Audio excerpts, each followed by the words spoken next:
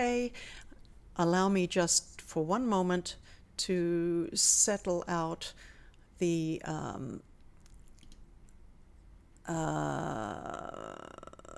sound. I'm hearing myself a little bit here as I go into this, but give me a moment. Not sure whether I'm going to be able to solve that at the moment, but let me also just check, do a sound check.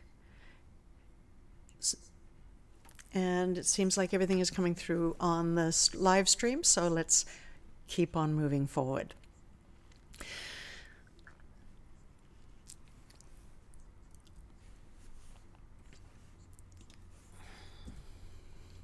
So first of all, again, welcome. My name is Karen Judd Smith, and I believe that you made a great decision to spend your time here with me this morning.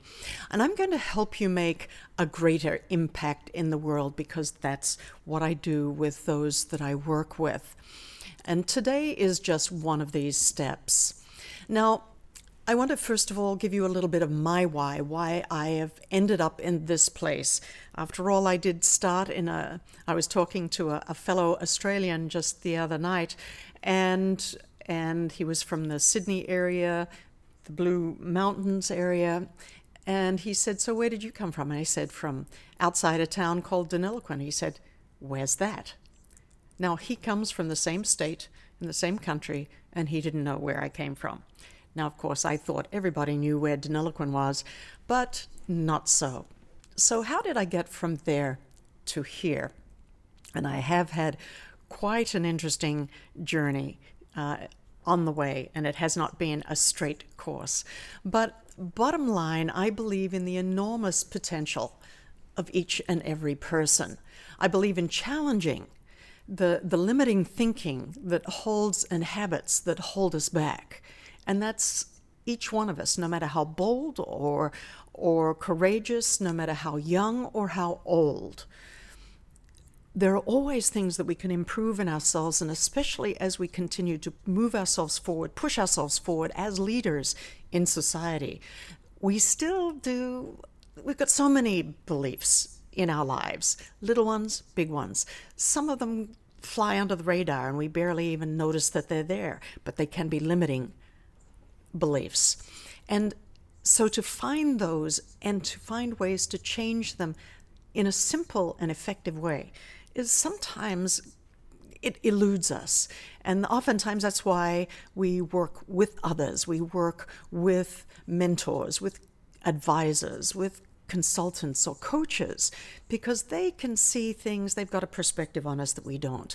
But bottom line, I believe in tackling these unseen things that impact our lives, our habits, and our thoughts.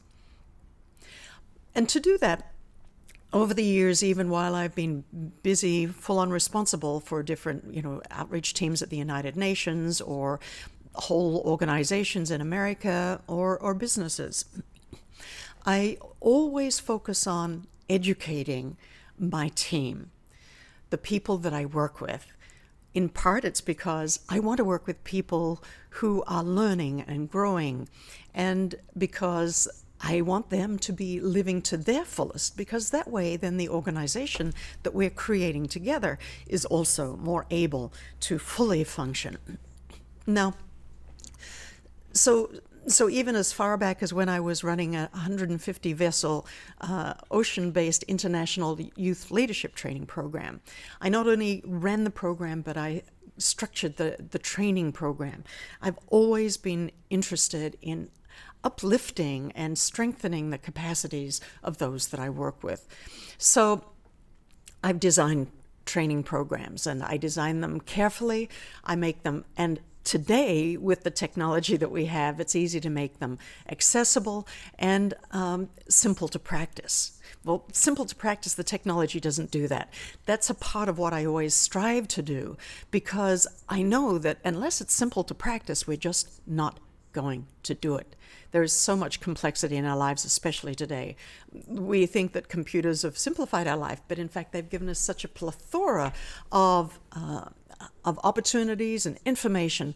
Many times what we need are trusted experts who can help us see which pieces of information to focus on amongst the many that are out there. So my why is that I do advise, consult, and coach people and teams who are wanting to make a significant difference. These are the people that I focus on. These are the people that I work with. These are the ones that I help even become greater and their impact more global, especially through the United Nations and through other online exposure and marketing that is possible. So I also work with those who, or I find that I'm drawn to working with those who do have in their sights and endeavor to work globally on relevant issues, and particularly through the United Nations, because it just so happens that I ended up working around the United Nations for 20 years now. And so I've come to know that environment exceedingly well, perhaps not as well as many, but exceptionally well, especially from the perspective of civil society wanting to make a difference within that very complex and often nuanced environment. So my programs help people get more done with less, and because I know also that those social innovators, those who are striving to adapt our social institutions. It's one thing to change ourselves as individuals, and we all know how challenging that can be. But the next layer of structure up beyond the individual level, and I'll go actually 2 layers up, but even so even in the family or tribal structures that we all do live in, those small family structures, usually up to about 150 people that we really, really interact with, they have social structures. But what I really want to deal with here are our social institutions, and understanding how to change those social institutions is a whole nother piece of business, so to speak, that we do need to keep our attention on. And that's something that I brought out in my latest book.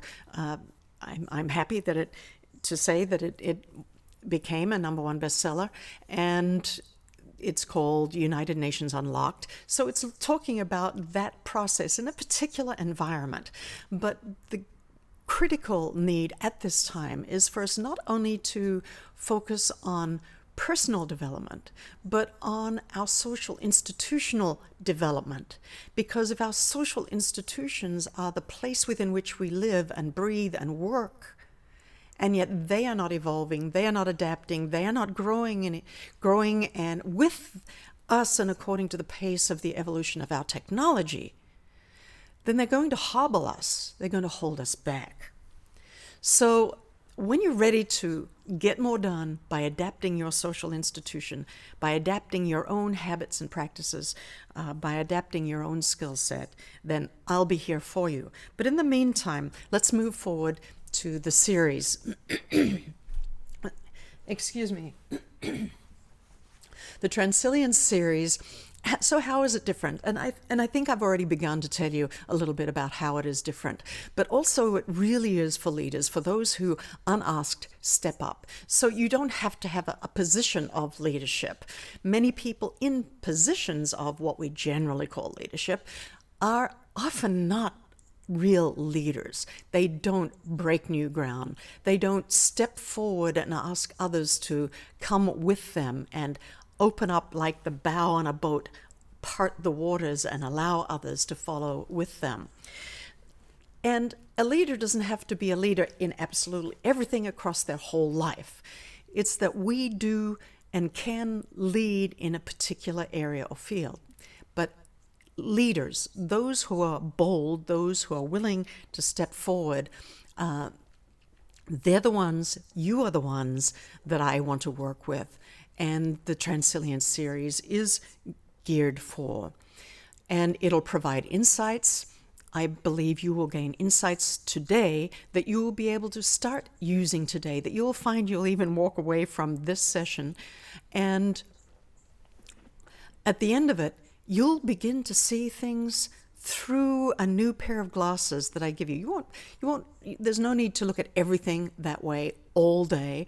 And so these are not your ready to wear and cover everything glasses. But when you're ready to really look at things differently, perhaps it's a little bit more like a microscope. When you want to look at something in particular, some leadership elements in particular, focus on those and gain new insight, these insights will be more like a microphone, not a microphone, I'm looking at a microphone, a microscope that will help you better understand and gain new insights on that.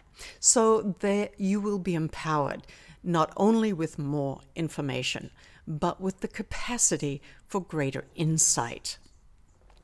So then why the Transilience Series? Well, as I've mentioned, I have had over the years quite a few days, even amounts to months, and probably collectively years at sea. And I tend to think of things as that kind of as a journey, as navigating through life, as crossing the seas, as weathering the storms. And I feel the excitement of storms. I feel the excitement and sometimes the fear of the wrath of the ocean. But it is overall an exciting thing. And one of the things that you do when you're at sea, I still find it funny after all these years, but one of the things that you do, and we do it unconsciously when we start navigating our way around town, but now we've got machines that do that for us. We spend a lot of our time figuring out where you are. So when you start navigation, and with very few tools, just perhaps your compass and a few, and your charts and your dividers and a few little things like that, so that you really understand the basics of what it means to follow a course and make way. The irony is that you spend an awful lot of time figuring out where you are now. Part of the reason is because you keep moving.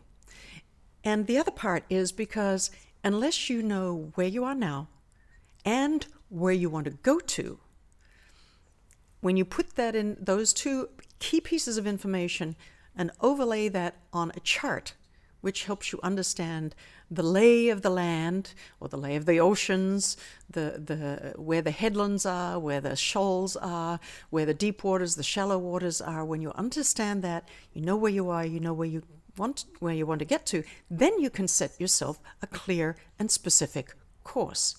If you don't know where you are and you don't know where you're going to, it's actually all but impossible to set yourself, make a plan that will work.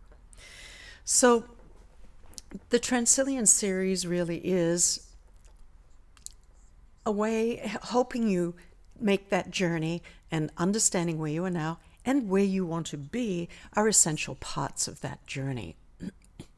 So today what I want to help you really focus on in this larger picture is better understand where you are now. I want to begin to help you think through what it might mean to have a clearer understanding of where you want to be. And this is going to take a slightly different shape than what many others might take you through, whether they be coach or others who have guided you through different things at a time. But I want you to really look at what I present today, the 3 dimensions, and a fourth one, the 3 dimensions of leadership, or the 3-dimensional transformational, transilient framework, and the 4th dimension of timing, to better understand what you need so that you can plan, prepare, and push off. So to get you on the way to, and what these do is they get you on the way to creating more impact, because that is your goal. As a leader, as a social innovator, that's what you want to do, is impact our existing social systems. You see changes that need to be made, but you've got to be able to make those changes in a practical way. And so you have to have greater influence. And to do that, along the way, you're going to need to be developing a like-minded cohort aligned with your values, or friends or people that you want to work with. I hope like-minded cohort kind of sounds like some foreign group, but that's where it begins. But it's important that you build those kinds of relationships that make you best fellow travelers along the way, so that they are more than colleagues. They become your friends. They become those that you really work with and partner with. So making an impact is something that is just I lost that one. Making an impact is something that you believe is... sorry, excuse me while I go back. I want to get that.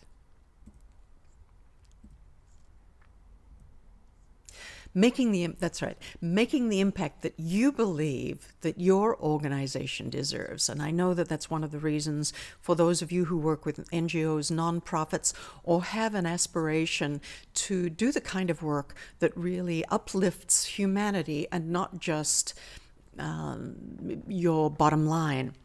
That's what you really want to be able to do. So this is for those who are, in fact, willing to step outside your comfort zone, because the things that I'm going to ask of you in the times that we have together, and if you are willing and if you are ready to move forward, then when you are willing to, this is for those who are willing to step outside your comfort zone. It's for those who are willing to implement and not just think about. And another time I'll get into the myth of knowledge. But this is for those who like to work and play hard. And that when you find that group of people that you really want to work with, then work becomes play and play becomes work. I mean, the times that I sweat the most these days is when I'm able to play a game, a virtual reality game. Our kids got us a virtual reality set up this Christmas. And the times that I work my body the hardest these days is when I'm playing hard. But it's so much fun. And work, we've come to think of work as something distasteful, but I want you to see, if you're not already, to be able to find a deep and profound joy in work and working with those that are really, really meaningful to you. This is for those who don't see a challenge as a barrier as much as it is an opportunity to strengthen and to improve yourself. And it's for those who want to expand their organization. I don't know why that jumps so quickly. Expand their organization's impact to the global level. Now, who this is not for, it's not for backseat drivers, those who are just willing to judge what others are doing. You won't enjoy this course. If you're only interested in doing things that are easy, again, you're probably not going to be interested in truly being a leader, and that can be okay. We don't need everybody, too many chiefs, not enough Indians. Every situation is different, and sometimes you really, really need those people on the ground willing to do the next step in the larger process. So this is not a judgment, but what this is this is a training for those who are wanting to break new ground, the early adopters, those who are interested in stepping into new territory. This is for those who know that when you don't win, it was not because somebody else made a mistake, but because perhaps you don't have enough information, you don't understand enough of what's going on. Whatever it is, there's still an opportunity here, and that's the opportunity to step up and to learn and to try it again. If we all gave up the first time we tried to stand as children, we'd still be sitting around on our butts to this day. And this is also not for those who really aren't concerned about others, because you will need to stretch yourself to think about the value of what you're doing to others, to put yourself in their shoes and to understand what it is that you need to do in order to take care or to provide a service or to better enable, increase their capacity or something like that, others. So this is also not for those who are unconcerned. This has got, I apologize for this. I'm going to have to quickly see my last point. For whatever reason, it seems to always disappear. Yes, and this is not for those who just want magic. They want the magic pill, the silver bullet, whatever else it is, to be given just one thing that will fix everything. I can give you a map. I can give you a framework. I can give you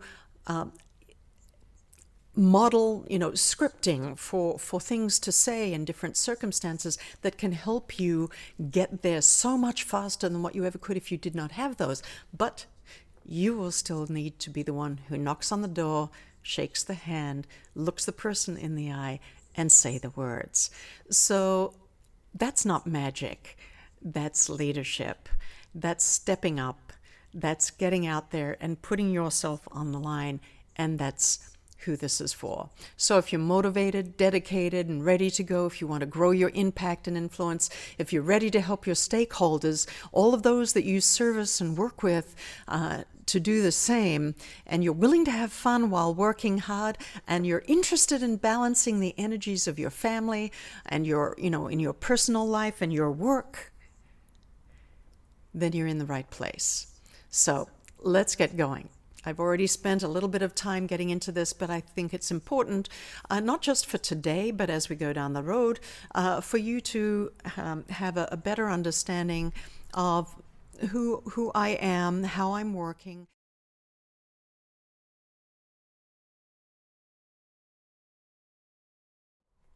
Let's get back to today. Now, I told you that it was going to be looking at 4 main essential points. Now here, why am I talking about authority?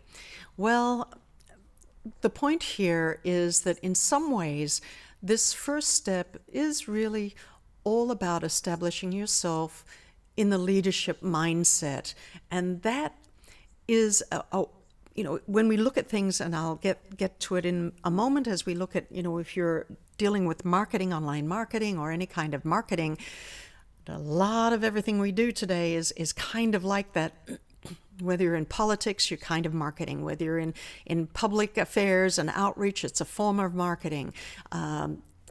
Just using language, advertising language.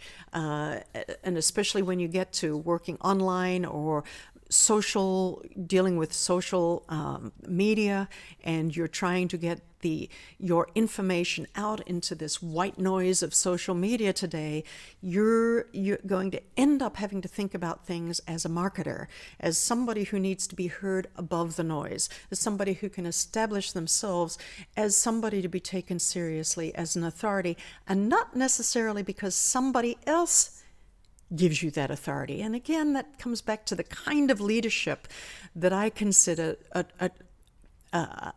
the leadership that I consider in this Transilience series, and that's the Transilient leader. So in fact, we are looking at authority, but from a different perspective. And I think as we work on through this, you'll begin to see what I mean by this. So today, as we move on through, we're going to be move on through the 4 essentials. We're doing this against the backdrop that it is an exciting time for NGOs. And in part, as you can see, even the technology that I'm using today was just absolutely impossible. Even just a few years ago. And even to keep up with the technology, what was cutting edge last month is not this month.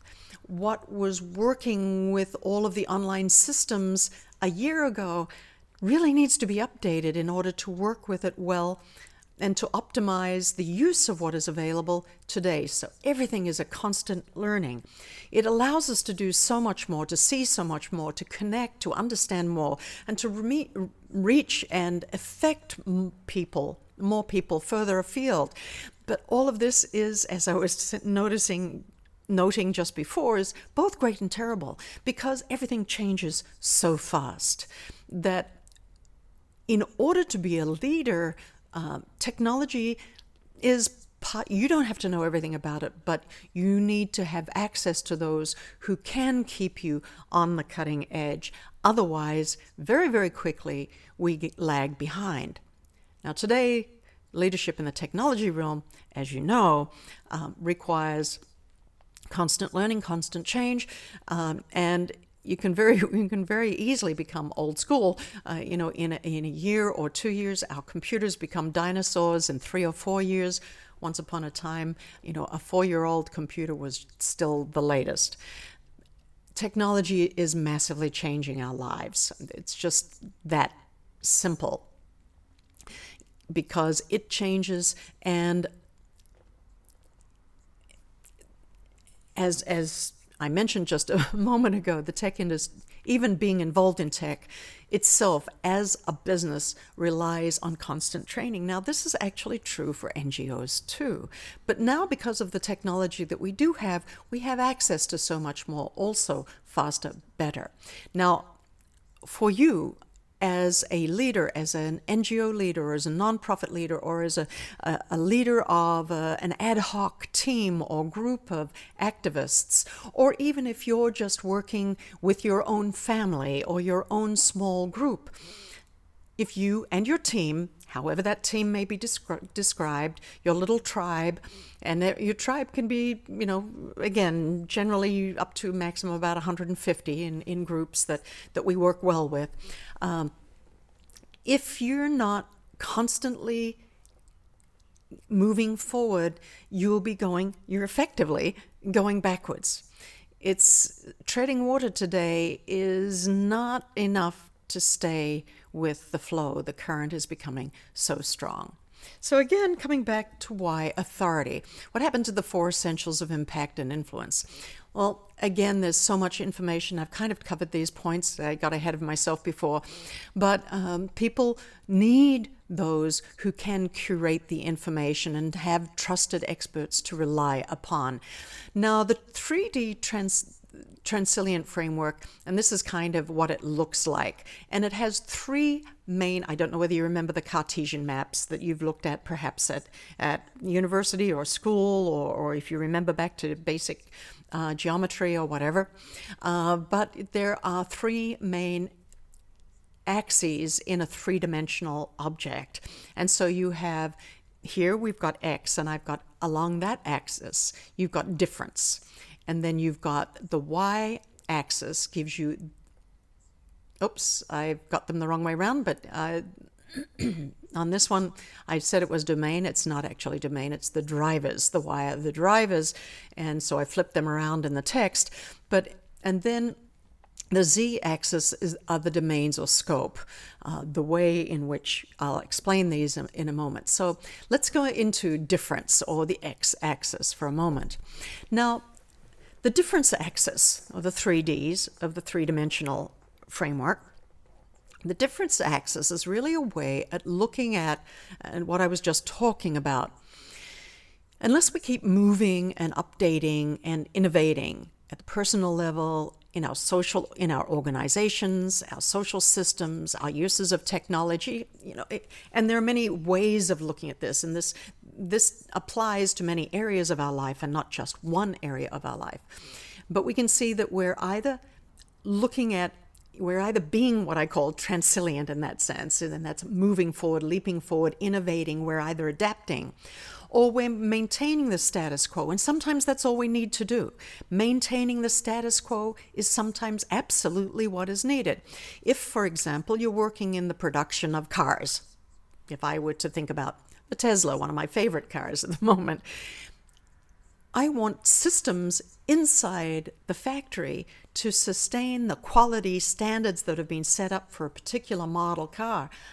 I want to know that when I'm ordering a Model S, that I'm going to get a Model S that has the highest standards from the ground on up. There are times absolutely when we need to work hard at keeping the status quo. Usually in those situations, there's incremental growth. Even to sustain the status quo, you've got to keep upgrading making sure that your systems are well oiled and that your robots are working properly. So you've got maintenance to keep things working, even at the status quo. And that can be a huge, focused, exhaustive work. So you can see that there are times, for example, in our personal training and our life, we do need to keep moving forward. And there's times when we need to be focusing on honing the knowledge that we have, maintaining that status quo, and incrementally improving that knowledge and information. What is generally speaking, and there can even be times for allowing things to decline. We do put things out to pasture. We do retire as individuals. We do put certain systems, into retirement. But on the negative leadership side, there are autocratic leaders, the control freaks, that also basically reduce social systems. When you're looking at social systems and not just individuals or learning or particular mechanical systems, for example. But it is absolutely possible to create decline in an organization. I'm confident that each one of you has had a leader that has been fantastic. For whatever reason, that person moves on. You have a new leader. Their whole style is dramatically different, and you can see actually the systems and the organizations, the things that the trust and the teamwork and the ability to move forward gets squeezed out of those teams as somebody who usually is insecure and needs to assert themselves, or is a bully or whatever, comes in, basically usually inadequate in some way, but utilizes their position of power as a petty tyrant. They come in and can demolish what has taken years and precious effort to develop and to evolve. So the point is, along here, we can see on this x-axis, we can see that there is innovation, there is the sustaining the status quo, and oftentimes, generally speaking, in the leadership frame, as we look at that, you can see that there's innovative leadership, there is management, and there is the autocratic type of leadership. Or you've got innovation, maintaining the status quo, and control, or you've got systems that are adaptive, or you've got incremental growth or decline.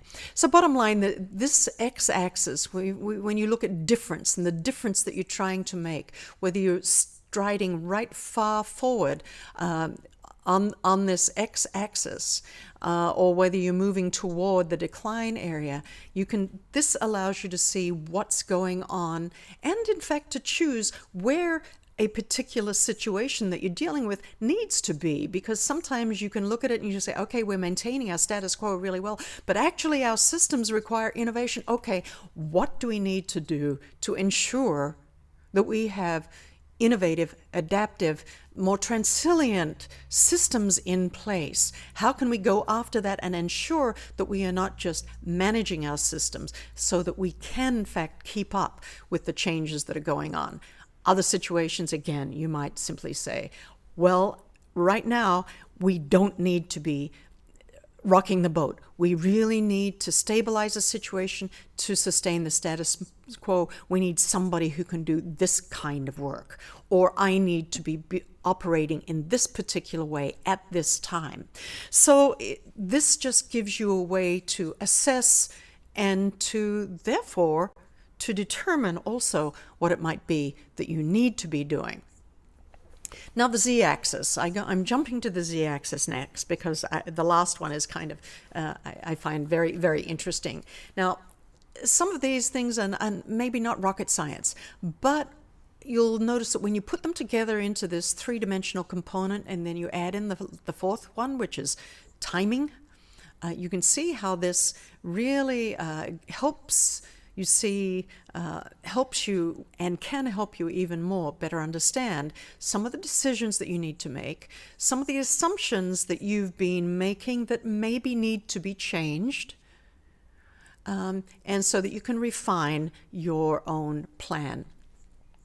Now, the domain works is just very simple, but it starts recognizing that we can operate as an individual and how that impacts us, and even how I as an individual impact others. But those around us, the family, the tribe, we can see how we operate in that context. We also understand how when we sit down at the dinner table or we sit in a family group, as distinct from sitting in our work or social group, understanding the impact of our environment and taking that into consideration. We know it, but often we don't think clearly enough about it as a factor in our decision-making process about systems and processes. So when we operate in those groups that are around us and the character of the group and the impact of the group, none of us operate in a vacuum. None of us do.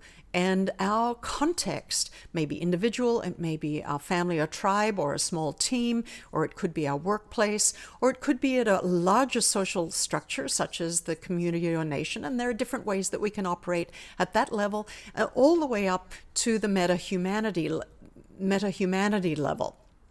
Now, again, our community nation is kind of like a conglomerate of lots of groups, and those groups are either our organizations or our families and our tribes or our social groups and whatever else.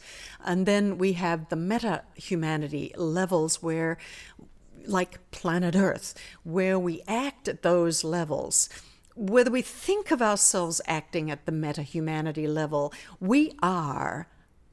What we do at our lower levels, and what we do with some level of awareness or not, we function at the meta-humanity level. We all are, and the way that we come to better understand this, or way we've kind of got a handle on this more recently, has been through the concept of global warming, where we begin to think about the ways in which my actions in my home, by my trash or my use of carbon, my carbon footprint, how that is impacting the meta-humanity level. The meta-humanity level being the planetary level. Our astronauts who've had that vantage point, that mountaintop, way more than mountaintop, that perspective from space where they see there are no boundaries. It is just a blue orb hanging somehow magically in space, and they see its beauty. They feel the cold of space around them, the harshness of being exposed to the gamma radiation, or the radiation that comes from the sun, whatever.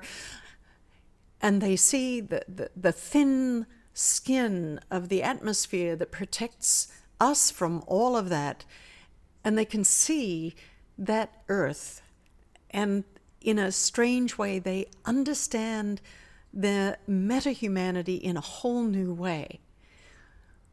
We don't need to walk around thinking like meta-humanity all day long, but we do know that, and I know that there are ways where we can tap into that. Almost, some people talk about it as the hive mentality. In some of our movies, what is it, Armageddon, one of my husband's favorite movies, where life on Earth is simply threatened by an asteroid. At that moment, people don't need to be persuaded to think about themselves as a human being, as being essentially part of planet Earth. There's some part of us that naturally responds to that, and we all have that in us somewhere. Some of us have it very well hidden, but bottom line, this outline is to show that there is a meta group that we are part of. And these are the ways in which many of our social institutions function. So, for example, the meta-humanity level is that for the United Nations. And some people just naturally tend toward that kind of thinking. Others do not. Now, that's okay. But what it means, what this domain or scope of your realm of influence means, that we operate at these different levels at different times, but that when you're thinking about a social institution, for example, you can better understand this is the level at which it's functioning. And then if you're wanting to upgrade your organization to function differently at a different level, it's going to require something different of you. So that's the Z, or the domain axis. The next one are the y-axis, or the drivers. Now, this is the part that deals more with the human brain and our human evolution. So the y-axis really looks at the three brains. It's a way of looking at us as an amalgam of three brains. And evolutionarily, we are made up of the reptilian complex. That's our survival, our fight and flight. It's the level at which we function always, every day, without even thinking about it. There's no rationalization that gets in between what we see, some kind of stimulus, and what we do. There's just a direct access from our sensory world of our body to our reptilian complex, and that is our survival mode. Then next we have the social realms, and these are our paleo-mammalian complex, our limbic social system. And we're not the only ones that have this. Many other animals have social systems, and so they've got this, okay, it's not paleo-mammalian perhaps in some creatures, but essentially they still create, social relationships, and they've got their alpha male or their alpha female. They've got the team, the pecking order, the way the cows come home, the leader of the herd will always be in the front. Those who are the leaders always get to eat first. Whatever it might be, there are whole systems, and part of our own human system are built on these basic structures. We respond to them because there's a real part of this that is in us. Where does our impetus toward being social creatures come from? It's this paleo-mammalian complex. Now, where we get very different to most is that we have this logical component, or the neo-mammalian complex, the logic strategic. And just to keep them SSS, or survival, social, and strategic, so you can remember, the strategic logical component is there. And for us, it's when we engage that strategic component and include that strategic component in our social institutions, in our social structures, that we end up with innovation, with technology, with all kinds of things. But we've got all three. These are not good or bad, but the way we integrate them are better or worse at different times. So, for example, if a lion is about to pounce on us, we want our reptilian complex to take over. We need to engage our fight and flight. We need to be ready. But sometimes we need to also allow our logical, strategic understanding to intervene. And when that doesn't happen, that can be problematic. We can be in situations where our own lives are at stake, as are those around us. But because of our social instincts, a mother, for example, will protect, or a father will protect the children, or a brother or sister will protect one another. Even strangers will step in and protect another when they have strong social instincts. Now, there are times when those difficult dilemmas when people have to decide, one alive, two alive, which one, whatever. very complex, horrible dilemmas that we all hope that we never find ourselves in, but still may have to make a decision quickly in one of those moments someday. Or in slightly different situations, we make those kinds of decisions all the time, but not so life-threatening. But you can begin to see when you see the drivers in this way, that they are part of our life. You could see this process going on within our political systems. You can tell those that are really just speaking to the survivalism of individuals. Perhaps they extend that out to protecting their own kind, but perhaps for some, they don't think about their own kind. The development, the evolution of their z-axis, that is the domain or the scope, they haven't reached much beyond their kind being either techies or Democrats or Republicans or black or white. If their capacity to include, the concept of we is not very large, then the decisions that they make to protect at the social level are quite different, even though they're engaging that same paleo-mammalian complex of the social brain, the limbic social brain. So I hope that you can begin to see how this transilient framework, again, I apologize, X, Y, and Z, I messed up there, but this can help you better understand not just, when you look at somebody and how they are leading, or when you can look at the actions of a group, you can better assess what is going on. If you're a person who is a change leader, you want to make change, you want to lead that change, if it's your own group, if it's your own life, your own decision-making process, you can better see where you are now, where you're functioning as a social being, as a leader, as an individual, as a team, as a family even. You can better assess where you are, and knowing then your goals, then you can better understand what it is that you really need to work on. Because I'm confident. Oh, this was my book, and I actually, where all of this Transilient 3D leadership first evolved was as I was writing my book United Nations Unlocked, which came out just in November, and in it I talk about the tech tsunami and how that is moving things along. But the tech tsunami is just what catches our attention. The real issue are the social changes. The real issue is what's going on like in these three dimensions, and that's what we have to utilize to assess our leadership style, to assess where we are, to assess where we want to go,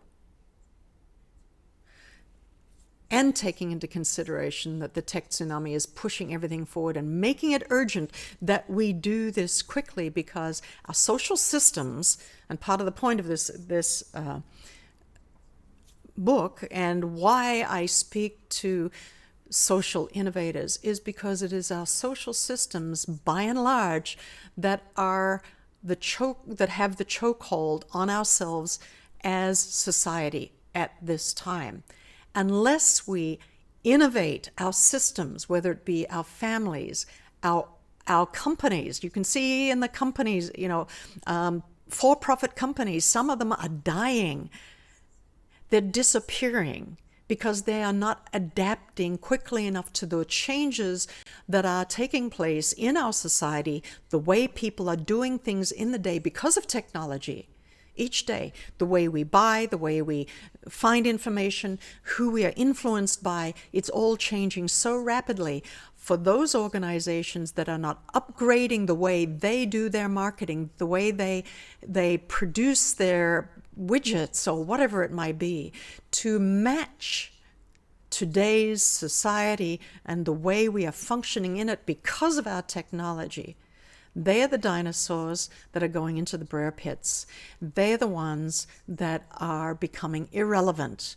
And part of my reason for writing the book was because I know that the United Nations is such a, in many ways, a dinosaur. In fact, part of its strength is because it does work in a slow and very methodical way.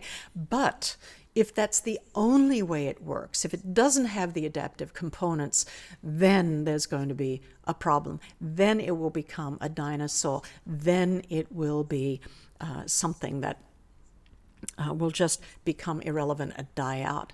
And it doesn't have to, because there are small changes that can be made that can make us adaptive. I mean, that's what we have. We have these three brains. We have these dimensions of organization. The United Nations is there to work at the meta-humanity level. It's already in place.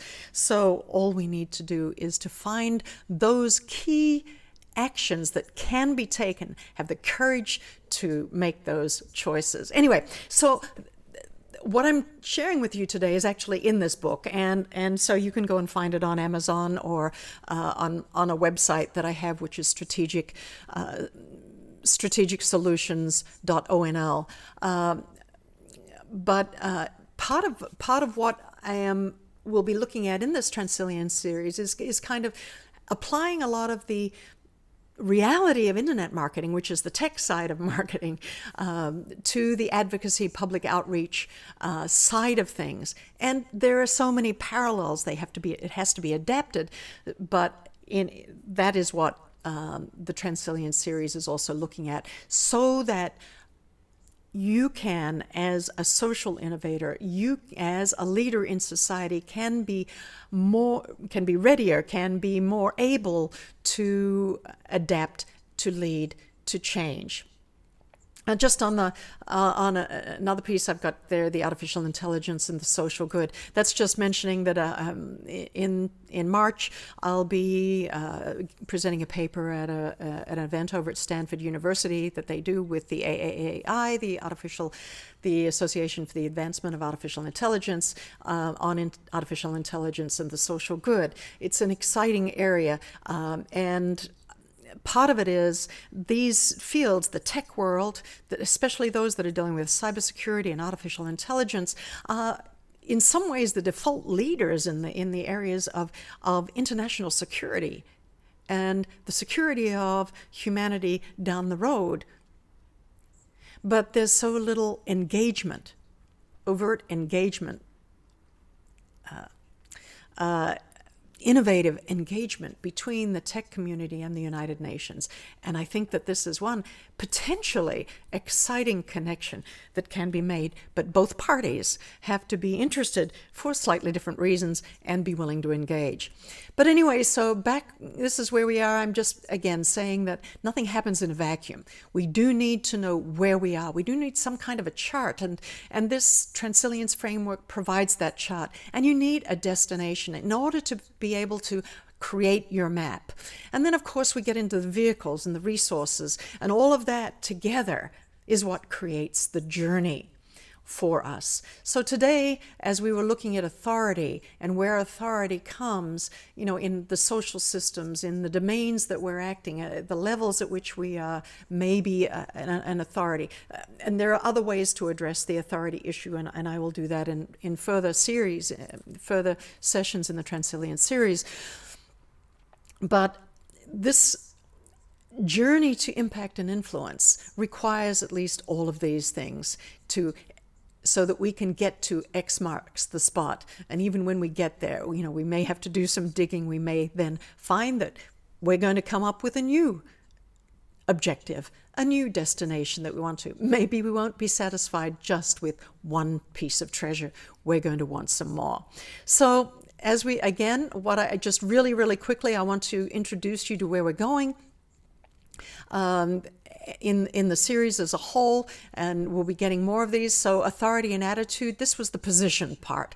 So I didn't get into the positioning, how to position yourself. That's a whole nother discussion, but I wanted to provide you as a social innovator with a framework that nobody else has. Nobody else that I know of has created this three-dimensional framework that I call the Transilience framework.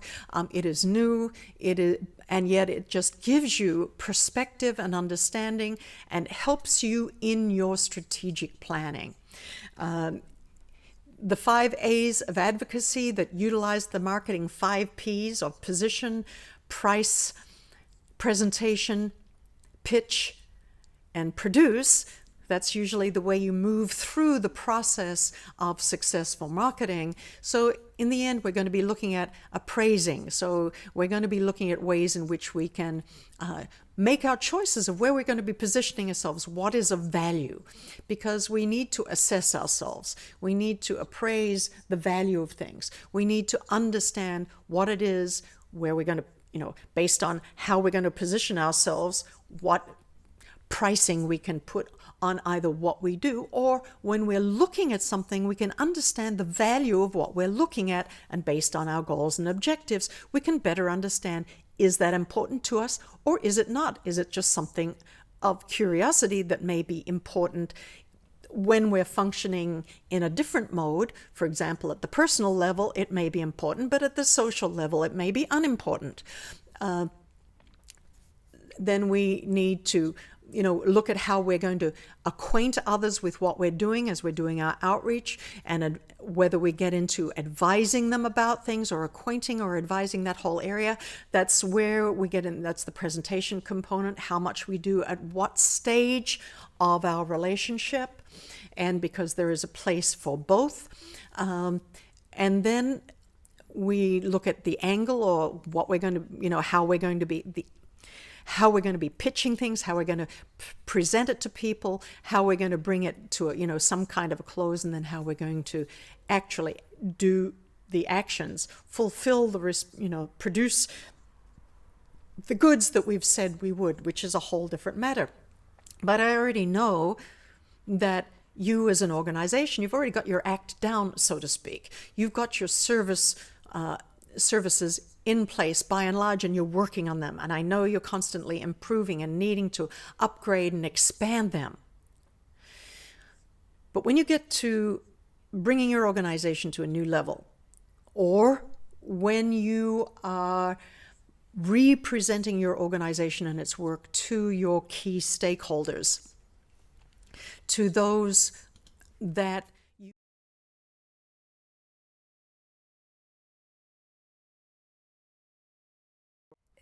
as we look at these 4 essentials of impact and influence, I really didn't get into the timing today. I think you can just better understand, or already understand, how timing is critical. If you've ever done any surfing, you can fall off the back of the wave, you can start paddling too soon, you can be in the wrong place on the wave, you can miss the really good wave because you just got out, you didn't understand the wave sets that are coming, whatever it might be. Or you can realize that the first day of your job, you got to the United Nations, and actually the whole General Assembly is completed its annual work, and they're not dealing with that at the moment. They're just getting back down to their day-to-day work, and working in the committees, or working back in the missions, or focusing on specific agenda areas. And what you had prepared for is just absolutely irrelevant to them at the time. They're going to tell you to come back in 9 months or whatever. Timing is critical, and that's something that I think you understand innately, but it's a factor in the whole thing of the 3-dimensional framework for leadership and authority as well. So